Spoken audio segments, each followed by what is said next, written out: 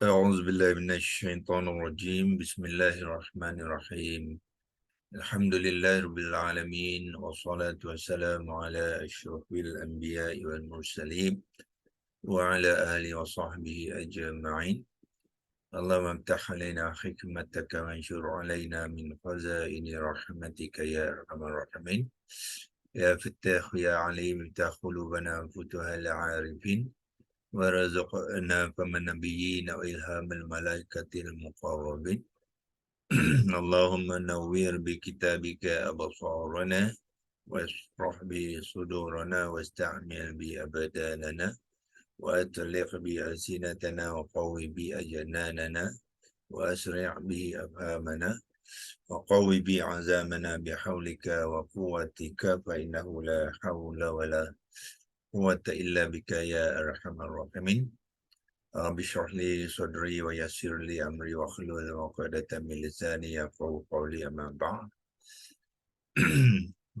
Kita mengucapkan kesyukuran sekali lagi kepada Allah SWT yang mengaturkan agar kita masih lagi berjumpa di pagi ini untuk meneruskan pembelajaran kita tentang mengenal kalimah-kalimah di dalam ayat ke-13 surah Al-Baqarah, dan kita telah pun hampir sampai ke hujung. Semalam kita telah memperkenalkan kalimah-kalimah daripada ala yang kita panggilkan sebagai kalimah ibtidak wa tanbih, ya. Ibtidak tu maknanya dia memulakan, selalunya ala ni digunakan di permulaan bahagian ayat. Kalau dia tak di permulaan ayat pun dia digunakan dalam permulaan bahagian, ya. So dalam konteks ni kita telah sampai ke bahagian yang terakhir di ayat tu. Saya dah kongsi ke belum? Sudah, ya. Ya, so kita telah sampai ke bahagian yang terakhir di dalam ayat tu setelah kita dikongsikan oleh Allah. Masih ada lagi bunyi, ya. Kena mute kan.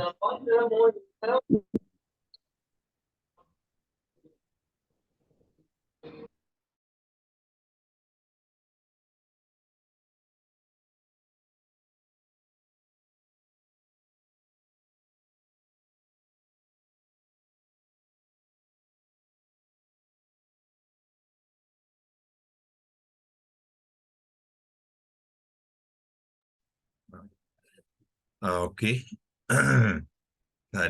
Masih lagi ada ya rakan-rakan kita tadi yang tidak mute-kan mikrofon. Okey, kita telah pun berkongsikan dua perenggan pertama, iaitu dua perenggan pertama tu kita boleh fahamkan dalam bentuk ayat syartun yang ini, ya. Ambil warna merah lah, ya. Warna merah lagi nampak jelas sikit. Ambil warna merah. Okey. Ayat syartun yang bermula daripada wa iza qila lahum aminu kama amanan nas, itu syartun dia. Kemudian Allah jawab, bukan dalam konteks konstruk, Allah sambung dengan jawab syarat, iaitu mereka tu menjawab qalu amanna. Daripada qalu tu anu'minu kama amanas sufaha, itu perenggan yang kedua, ya. Dah selesai. So sekarang kita masuk ke perenggan yang ketiga, iaitu yang terakhir, ya. So kita terus fokus kepada yang terakhir tu. Yang kotak ni kita boleh buangkan. Yang ni yang kita nak bincangkan sekarang. Ini perenggan ketiga. Jadi dipanggilkan harfun ibtidak tadi ialah inceptive particle, maknanya dia dimulakan dalam permulaan perenggan yang ketiga ni untuk menerangkan situasinya, ya. Situasinya ialah Allah nak terangkan. Sebenarnya mereka ni menuduh orang-orang yang beriman tu adalah orang-orang yang kurang cerdik. Jadi Allah jawabkan dengan mengatakan, ala ketahuilah, ya, innahum, sesungguhnya mereka itu, semalam kita telah mula mengupaskan innahum, iaitu gabungan inna dengan hum. Inna ni adalah harfun taukid dan juga harfun nasab yang memasukkan hum. Hum adalah isim kepada inna. So isim kepada inna tentulah dia tentulah dia mengambil i'rab yang mansub, kerana inna ni adalah harfun nasab, ya. Semalam kita telah kongsikan beberapa penerangan tentang inna tu di dalam screenshot. Cuba kita lihat balik screenshot kita hari ini. Ya, so kita padamkan dulu kotak ni. Ya, pergi ke screenshot. Okey, ini beberapa perkongsian kita semalam. Kita menerangkan inna tu adalah sebagai harfun taukid dan juga harfun nasab, ya. Dan maknanya ialah sesungguhnya. So nasab tu apa maknanya? Dia akan memasukkan kalimah isim selepasnya. Hum tu adalah kalimah isim. Jadi dia menjadi isim kepada inna. Jadi bila dia isim kepada inna, dan disebabkan inna ni memasukkan dia, dia mengambil i'rab yang mansub. Itu yang kita terangkan. Hum ialah isim dhamir, iaitu isim inna. Ghaibun, orang ketiga, dia dalam bentuk jamak majmuk yang mansub, ya. Nah, mansub tu kenapa? Sebab dia dimasukkan oleh inna tadi, ya. Sebab fungsi inna tu sebagai harfun nasab, maknanya dia memasukkan kalimah selepasnya, iaitu isimnya. Jadi makna kepada hum ni ialah mereka, ya. Tetapi konteks mereka tu bukannya lelaki saja, dia konteksnya adalah lelaki dan perempuan, ya. So ini inna. Cuba kita ada tak maklumat lain yang kita, okey, yang ni yang origin itu kita boleh padamkan dia sebab kita dah dah cropkan dia tadi. Ya, ini kita semalam kongsikan.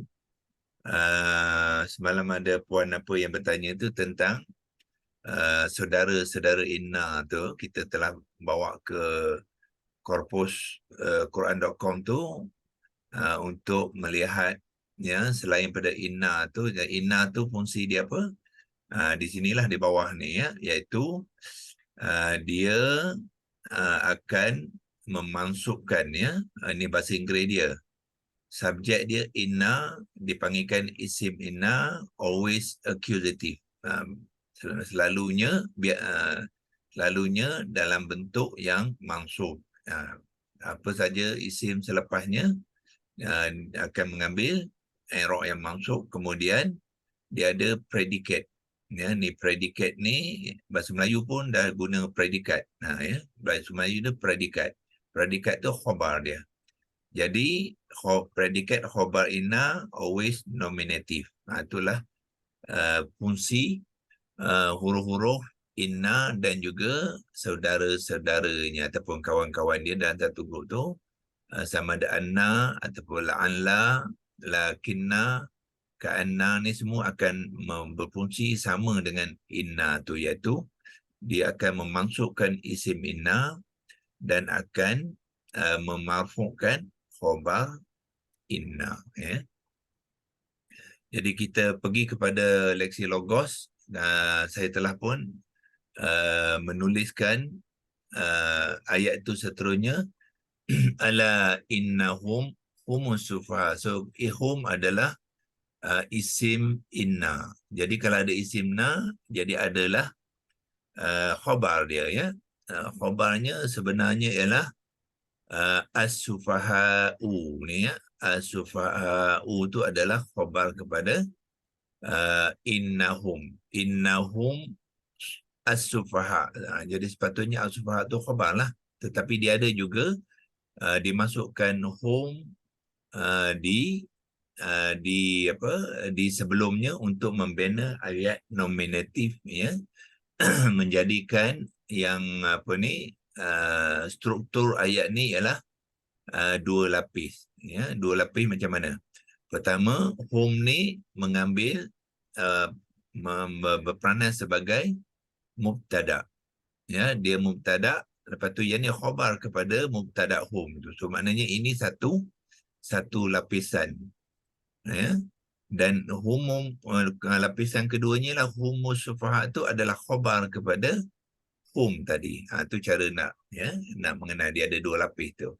Kalau kita boleh buat satu-satu, kalau kita gunakan kotak, ya. Saya gunakan kotak dulu untuk memberi penjelasan pada tuan.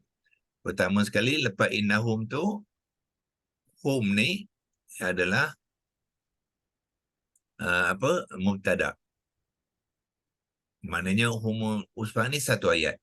Ya, mubtada dengan khabar dia. Dia ada khabar dia, mubtada. Gitu, ya. Itu lapisan pertama. Kemudian lapisan kedua ialah humul sufaha. Humul sufaha tu kita ambil kotak yang baru ambil warna hijau ataupun warna hijau lah. Ya, ambil warna hijau. Ya, ambil hijau tua sikit. Okey. So rangkaian kedua sekali humul sufaha tu, so dia sudah menjadi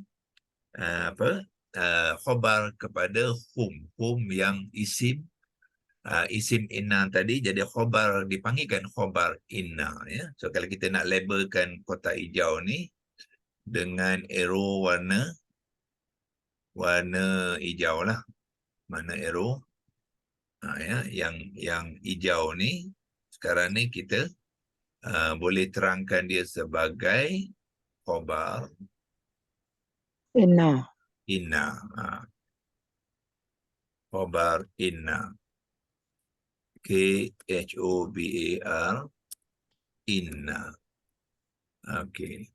Kadang-kadang khabar inna ni kena faham, ya, sebab dia nama dia tu khabar inna. Tapi apakah fungsi dia? Fungsi dia ialah untuk menerangkan isim inna.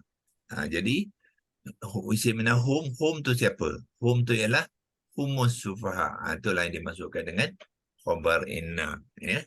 Dan khabar inna tu semestinya lah mengambil ra'yah marfu'. Itu memang karakter khabar inna, ya. Semalam kita sudah buat hum tu adalah isim inna. Isim inna mengambil i'rab yang kalau kita nak bantu sini boleh, ya. Kita masukkan sekali hum tu semula supaya kita faham konteks dia. Jadi kita ambil teks sekali lagi. Kita masuk juga maklumat tentang hum, ya. Isim inna yang mansub. So kita ada dua sekali tu, ya, supaya lengkap penerangan tu. Okey, sini pun boleh lah. Okey.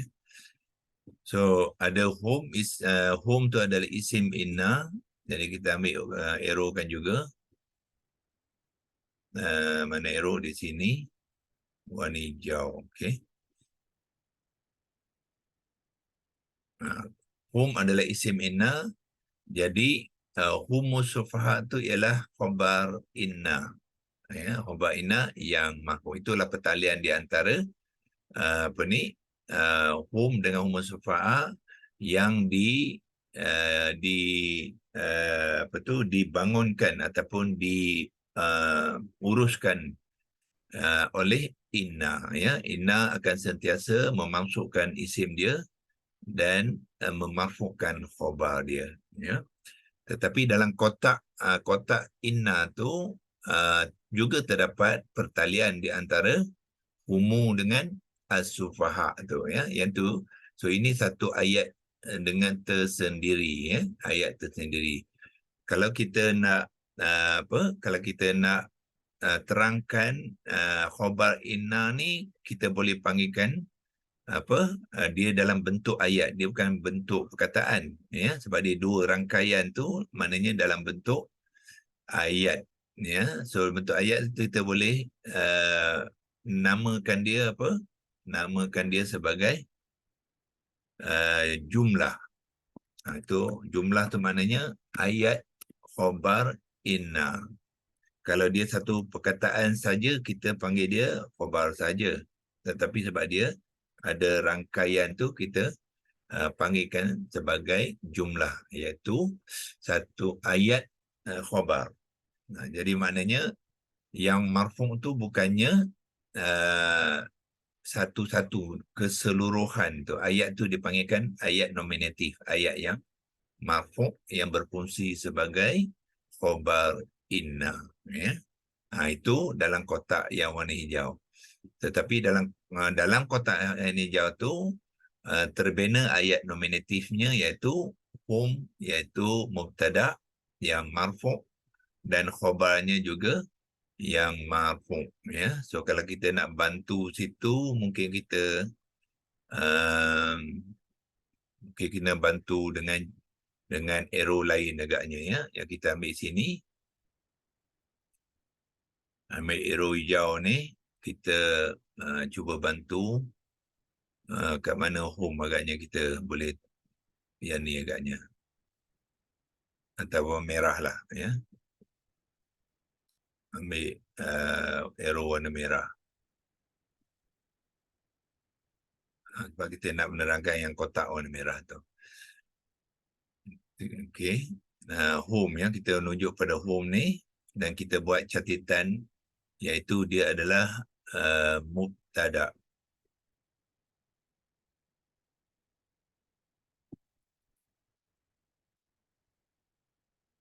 Mubtada yang marfu'.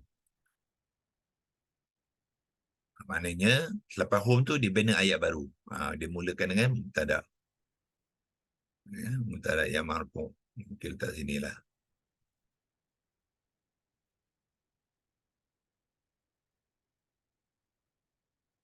Okay. Kemudian as-sufaha tu dalam kotak tu dia berperanan sebagai khabar kepada hum pula. Ya. Okey, kita tag sekali lagi. So yang sufaha ni kita letak di sini, khabar pula. Dia ada khabar. So kita boleh sebut dia sebagai khabar sebab dia satu kalimah, ya, bukannya jumlah. Khabar kita panggil khabar mubtada. Maknanya khabar tu khabar kepada mubtada tadi, iaitu humum tu, dan khabar kepada mubtada dalam ayat nominatif mestilah juga marfu', yang jugalah. Okey. Marfu'. Itu, ya, cara. Jadi kita arrowkan warna merah juga.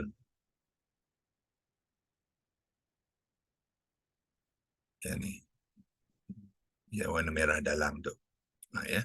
Itu lebih kurang dia punya construct dipanggil, ya, ataupun pembangunan kalimah-kalimah, penyusunan kalimah-kalimah dan juga kedudukan kalimah-kalimah tu di dalam ayat tu, ya. So kadang kita kata dapati dalam ayat Quran kadang-kadang dia ada lapis-lapis dia, ya. So lapis pertama ialah yang merah ni, humus sufaha ni sebagai mubtada yang marfu' dan khabar mubtada yang ini sila ijaan kita betulkan. Yang ni ialah 2A, mubtada yang juga marfu', buang ke satu ni, ya. Itu lapisan pertama. Lapisan kedua ialah rangkaian humus sufaha itu sebagai jumlah satu ayat. Dia juga berfungsi sebagai khabar kepada inna pula. Sebab apa? Sebab ada isim inna, mesti ada khabar inna. Jadi dia memenuhkan fungsi inna tu, ya, dengan berperanan sebagai jumlah, sebagai ayat, ya, warna yang marfu'. Dan Dokter, ya, nominatif maknanya apa? nominatif tu maknanya marfu' lah. Oh, marfu'. Ayat nominatif ni maknanya ayat marfu. Terima kasih. Okey. Nominatif tu bukan maknanya apa ni, jumlah ismiah. Nominatif. Nominatif, ayat nominatif, bukankah dia Nominatif bukan jumlah? makna bukan maknanya ismiah, itu jenis dia.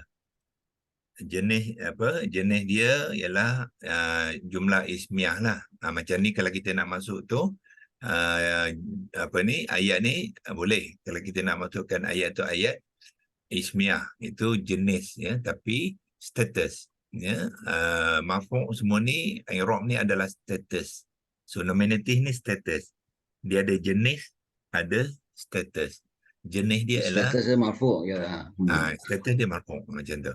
Jenis dia apa? Jenis Jumlah jumlah ismiah. ismiah. Macam tu. Okey.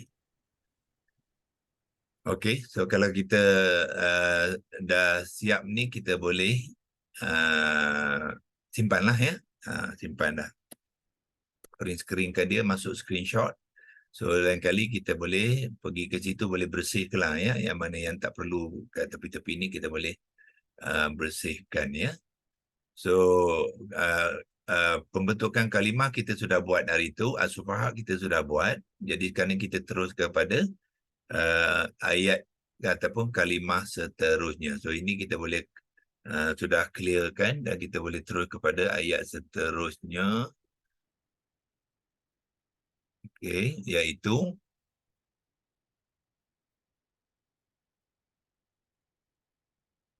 kena keluar dulu. Okey. Okey. Iaitu walakilla ya'lamun. Walakilla ya'lamun.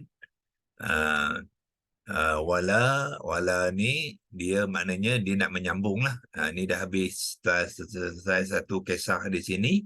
So dia sambung. Jadi waw ni dipanggilkan waw istinafiah, tetapi konteks yang lebih tepat ialah kita panggil kena waw haliyah. Waw haliyah ni maknanya dia nak menceritakan keadaan mereka-mereka ni apa dia, iaitu mereka tu tidak mengetahui. So maknanya waw ni lebih kemas kalau kita menerangkannya sebagai waw haliyah ya. Waw haliyah dia menerangkan keadaan mereka itu, maka biasanya waw ni dan ataupun kadang-kadang juga digunakan dalam bentuk akan tetapi dengan walakin ya. Walakin ni sedangkan boleh tak, Prof? Sedangkan pun boleh juga. Maknanya itu sedangkan tu pun keadaan lah tu ya. Ini cerita dia ni ala innahumus sufaha, mereka tu sebenarnya mereka itulah orang-orang yang tak cerdik tu, dan Allah mengatakan keadaan mereka tu macam mana, la ya'lamun, apa boleh sedangkan. Tapi biasanya sedangkan tu biasanya tak ada lakin ya. Lakin kalau sedangkan tu waw saja. Contohnya wala ya'lamun.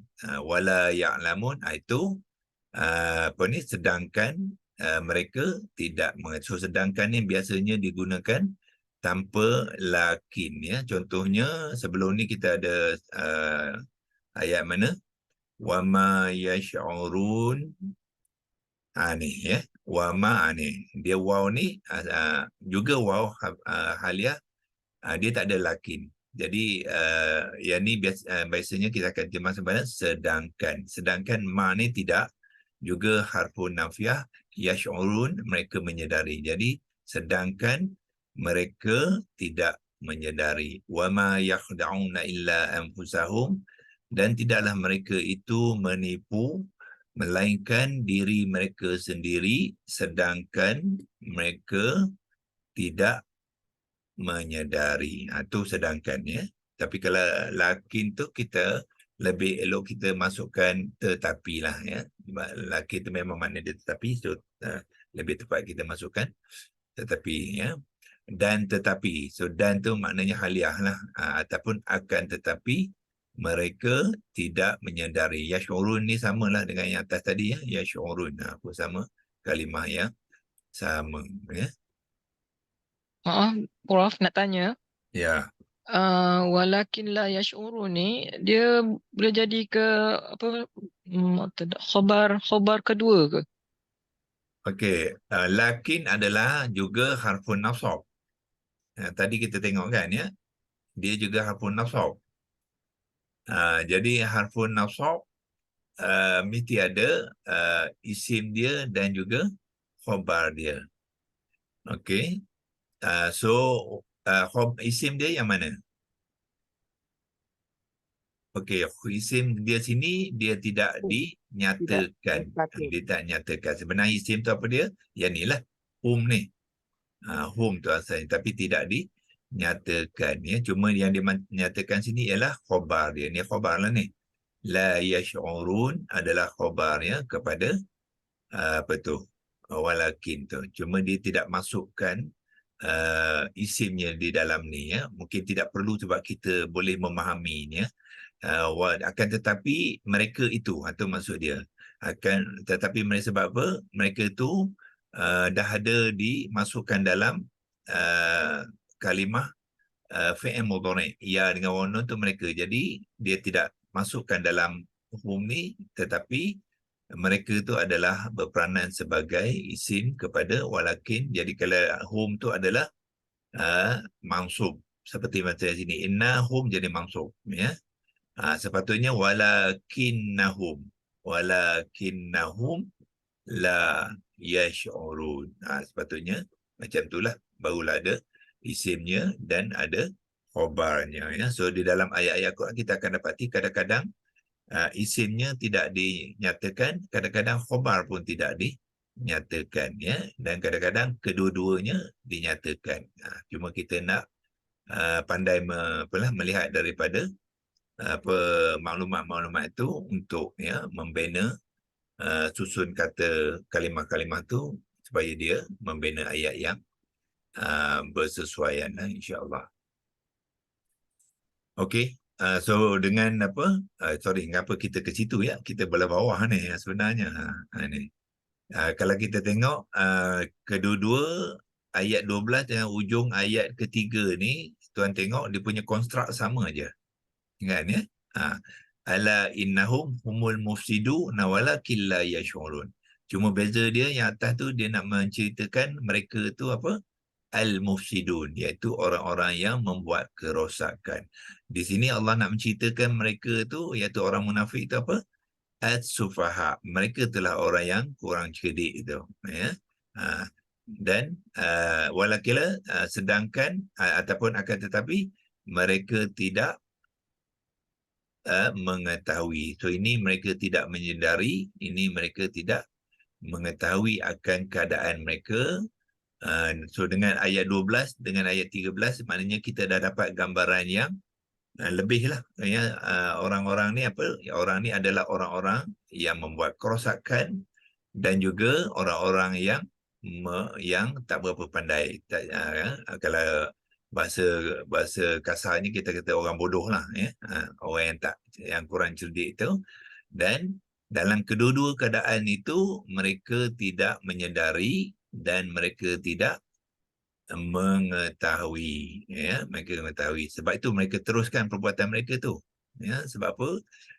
Bila kita kata jangan buat kerosakan, mereka jawab apa ya atas tu? Innama nahnu muslihun. Oh tak, kami ni buat buat perkara yang baik. Ya, so, contohnya macam apa yang berlaku di Palestin sekarang ni lah. Ya, kita kata apa yang korang buat ni membuat kerosakan. Tak, dia kata kita buat benda yang betul. Kita nak teruskan. Itulah contoh apa yang berlaku sekarang ni. Sebenarnya reflection daripada apa yang Allah ceritakan dalam ayat ni lah. Ya. Dan adakah mereka itu orang bijak? Dia rasa dia bijak, tapi Allah kata tak. Mereka itu adalah orang yang as-sufaha. Ya, maknanya apa-apa yang buat itu bercanggah dengan apa yang Allah suruh. Tak adalah orang bijak macam tu ya. Cuma mereka tu termasuk dalam golongan orang yang keras hati lah ya. Mereka sentiasa mengatakan diri mereka saja betul ya. Dan kalau kita tengok kumpulan-kumpulan ini bukan saja manusia biasa yang mereka bunuh ya. Mereka juga bunuh nabi-nabi ya. nabi-nabi mereka, Nabi Yahya, Nabi Zakaria semua tu, ya. Mereka apa lagi orang biasa. So orang biasanya dia kata kalau dalam dalam laporan semua tu mereka kata human animal. Maknanya orang Palestin tu seolah-olahnya binatang, binatang yang berupa manusia, yang memang patut dihapuskan. Itulah pegangan mereka kepada agama mereka. Kalau mereka kata agama lah, ya, tapi kebanyakan bukan agama pun, ya, lebih kepada political, ya, political motif, ya. Kalau kita tengok maklumat-maklumat lain, sebenarnya kenapa mereka nak menguasai Palestin keseluruhan tu, sebab dia ada agenda lain, ya, iaitu negara Palestin ini dengan juga Syria, dengan Jordan, dengan berdekatan tu, dia mempunyai oil reserve, ya, simpanan minyak dengan gas yang sangat besar. So mana kalau mereka boleh kuasai itu, mereka akan menguasai pembekalan minyak dan gas ke seluruh negara Eropah ni, ya, seluruh negara Eropah. Sebab apa? Sebab dulu yang supply kepada Eropah siapa? Rusia. Ya, Rusia ni negara yang terbesar mempunyai simpanan minyak dan gas. Tetapi apa mereka buat? Mereka letukkan line tu, ya, ada dua line yang membekalkan minyak dan gas ke negara Eropah dah putus. So sekarang ni dia nak buat rancangan dia sendiri. Dia nak ambil, nak kawal simpanan minyak dan gas di kawasan Timur Tengah tu. Lepas tu dia akan supply ke negara-negara Eropah. So itulah, ya, mereka ni banyak agenda aja yang memang tak sesuai lah sebagai apa orang kata tu. Sepatutnya manusia ni kita sama-sama tolong-menolong dan sama-sama berbaik di antara satu sama lain, ya. Tapi dia orang ni lain sikit lah. Okey, kita besok hari Khamis, ya. Besok kita akan sambung dengan mulakan sambung dengan ayat 13. Wa iza laqul ladzina amanu qalu amanna wa iza khalu ila syayatinihim qalu inna ma'akum innama nahnu mustahzi'un pula, ya. InsyaAllah wa iza pun, Prof, ya. boleh tengok slide yang sebelum tadi tak? Yang ada yang hijau merah yang ada anak panah tu. Itu dalam screenshot ni, ya. Nanti kita tengok screenshot. Kena buka lah yang ni lah. Okey, ini belum bersih lagi ni. Okay. Prof, yang isim inna yang mansub tu dalam kotak hijau tu kan? Maksudnya dia dah tak nampak lah mansub dia tu maksudnya status pada baris dah tak ada dah kan? Tak wujud dah kan? Dia isim mabni jamid, dia memang tak tukar baris lah. Maksudnya sufaha dia tak ada lah, dia jadi dah. Dia maksudnya dia dah sebab dia ayat ni. Nanti kejap, ya. Saya save dulu yang Saya ni. masih keliru lagi lah pasal isim Okey, inna. isim dia bukan sufaha, isim ni home ni. Oh, yang home tu. Ha. Sebab anak panah tu hijau. Saya bayangkan yang dalam kotak tu bukan Okey, yang dalam kotak ni nak menunjukkan khobar dia. Ini keseluruhan dia ni dipanggil khobar kepada home tadi. Home isim, khobar di mana? Home sufaha. Oh. Maksudnya kalau kata home tu sepatutnya dia baris atas lah. Tapi sebab dia mabni. Okey, kita tak boleh Mabni. sepatutnya baris atas, ya. Yelah sebab dia mabni. Baris atas tu hanya tanda saja. Tanda saja Dia kan. bukannya sepatutnya. In tu tak masuk lah ya. In the home saja Apa dia? In tu penguat je. Inna tu inna tu home. harfun Inna, inna. bukan inna tu. Inna tu. Inna tu lah yang membuatkan home ni isim dia. Oh. Yang Allah tu bukan sebab Allah tu ya. Allah tu tak ada apa. Dia tak efek. Dengan Tak ada. Allah tu tak ada. tak ada ya. Oh, tu yang saya Allah tu tak ada efek apa-apa. confuse tu. Okey. Lepas tu kenapa dikaitkan pula dengan hijau kotak besar tu? Okey, ijab Sebab kotak dia dah besar ada. ni adalah Ha. khobar. Khobar kepada Ha. hum. Tetapi Aha. kotak besar ni bukan satu kalimah, ada dua kalimah. Aha. Jadi dua kalimah tu apakah pertalian di antara dua kalimah tu? Dia ada pertalian dia. So humus sufah ni sudah menjadi satu ayat, kan? So Satu ayat ayat. nominatif tadi. Ayat nominatif tu yang kita panggil apa tu? Jumlah Subjek. ismiah. Subjek dengan predikat lah ni. Subjek dan predikat. Betul. Ayat nominatif dia ada subjek dia, ada predikat. Itu bahasa Inggeris kan ya. Bahasa Mhm. Arab dia mubtada dengan khabar. Mhm. Bila ayat nominatif mubtada dia marfu', khabar dia pun marfu'. Sebab tu tak boleh ya. Dia ayat nominatif dalam tu. Oh, baru saya nampak. Okey, okey. Ya. Alright. Sebab innahum tu maksudnya isim dengan khabar inna lah kita tengah cari ni. Tapi dalam khabar inna tu ada pula subjek dengan predikat. Oh, okey. Betul, sebab yang nak Nabi selamat kita jangan sebut khabar saja, kita sebut jumlah khabar sebab dia Jumlah. jumlah tu maknanya bukan satu kalimah. Oh. Kalau dia khabar saja dia satu kalimah, dia tak adalah ayat dalam tu. Patutlah baris dia tu depan kan. Ya. Hmm. Hum tu dia tak ada efek kan, dia cuma nak menyebut je kan. Dia tanda marfu' tu dia tak ada efek dengan nak menunjukkan baris marfu' tu kan. Yang mana? Kebetulan tu kan dia humus sufaha. Dia nak tengok dia hamzah tu kan. Yang marfu' tu. Hamzah yang marfu'. Yang mana? Jumlah khabar inna yang marfu' kan, dia dah jadi ayat kan. Ya. Yang marfu'. Tapi kalau kita nak tengok status dia pada hamzah ke dia tak efek kepada mim humu tu kan. Dia apa ya? Dia independen. Dia sendiri ada status dia, dia sendiri pun ada status dia. So dia status di mubtada mesti marfu'. Tanda marfu' dia apa? Asal dia hum.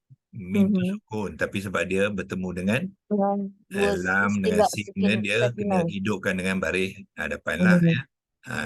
So status dia adalah marfu'. Sebab dia permulaan ayat dia kena marfu'. Bukan tanda mim baris domah tu menyebabkan dia marfu' kan, bukan kan? Dia Bukan. tanda asal dia Ya. sukun tu kan.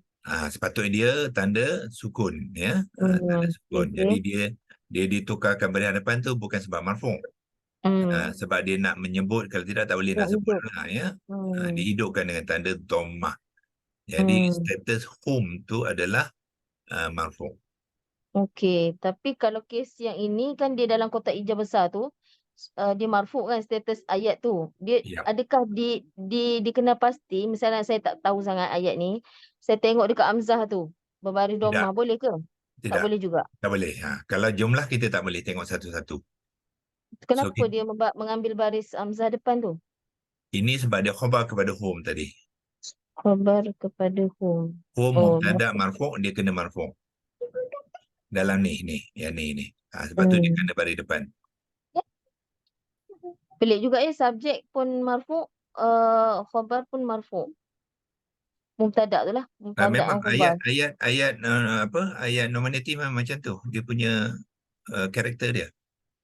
Ada banyak jenis ke ayat nominatif? Ada ayat selain daripada tu, ada ayat apa lagi nominatif selain daripada nominatif apa? Ayat nominatif ni yang dipanggil jumlah ismiah tadi ya. Ayat-ayat ismiah dia memang mubtada marfu', khabar marfu'. Oh. Ada jumlah ayat yang selain daripada nominatif tak? Kalau nominatif tak ada. Dia mesti apa? Dia mesti marfu'. Ayat fi'liyah. Satu lagi ayat fi'liyah. Itu bukan ayat ismiah, itu lain lah. Berstatus marfu' juga ke? Bukan. Mubtada dengan khabar dia. Tak ada. Ayat fi'liyah dia tak ada mubtada. Tak ada mubtada. Dia tak ada mubtada, dia ayat kata kerja. Fi'liyah kan? Fi'li. Qala Musa. Contohnya qala Musa. Itu ayat fi'liyah lah. Berkatalah Musa. So dia tak Oh. ada mubtada ada khabar, tak ada, dia lain pula. Kontrak lain, jangan campur adukkan ya, lain. Itulah bila Ustaz selalu sebut fi'liyah, lepas tu apa? Ayat apa ni nama Ismiyah. Saya masih lagi terawang-awang apa benda lah tu. Saya tak dapat tangkap. Okey, kalau orang yang belajar basic bahasa Arab, ayat ismiyah ni dia selalu mulakan dengan cerita apa? Zaidun alimun. Dia buat macam dua perkataan je. Zaidun tu mubtada, Zaid. alimun tu khabar dia. Alim. Zaid alim. Alim Zaidun tu pengajar. seorang yang alim, yang berilmu kan. Berilmu. Itu ayat ismiyah lah tu. Isim. Oh, okey, isim. Oh, saya faham. Maksudnya orang tu isim, lepas tu kata sifat pun isim, macam tu kan? Ya, Dia tak ada kata kerja lah dalam ayat tu. khabar dia mesti isim jugalah. Maksudnya ayat yang tidak ada fi'liyah, tak ada fi'il dalam tu. Betul. Betul nama Tu ismiyah. panggil ismiyah. Ya. Kalau ayat fi'liyah maksudnya akan ada perbuatan lah dalam satu ayat tu. Fokus dia kepada perbuatan. Oh, I see. Oh, faham. Yang tadi fokus dia kepada ismun. Oh, maksudnya itulah dipanggil mubtada. Maksudnya subjek dia pun marfu'. Khabarnya tu predikatnya pun marfu' sebab dia ismiyah. Dia tak ada fi'liyah dalam tu, tak ada perbuatan. Mubtada Oh, kena I see. mesti marfu' sebab apa? Tak ada apa-apa yang mempengaruhi nak cerita pasal dia kan. Dia subjek. Mestilah marfu'. Dan keterangan kepada dia khabar tu kena marfu' juga. Tak ada apa Marfu' yang juga. mengganggu. Dia tak ada mengganggu perbuatan dalam tu. Oh, faham. Terima kasih, Prof. Okey, sama. Sadaqallahul Azim. Kita dah terlebih masa ni. Kita berhenti di sini dulu. InsyaAllah kita boleh sambung lagi ya besok dengan menyambung ayat ke permulaan ayat 14. A'udzubillahi minasyaitonir rajim. Bismillahirrahmanirrahim. Allahumma arhamna bil Qur'an waj'alhu lana imaman wa nuran wa hudan wa rahmah. Allahumma zakkirna minhu ma nusina wa 'allimna minhu ma jahilna warzuqna tilawatahu ana al-laili wa tarafan nahar waj'alhu lana hujjatan ya rabbal alamin. وصلى الله على سيدنا محمد وعلى آله وصحبه وبارك وسلم والحمد لله رب العالمين. تقبل الله منكم منا ومنكم تقبل يا كريم. منكم تقبل يا كريم.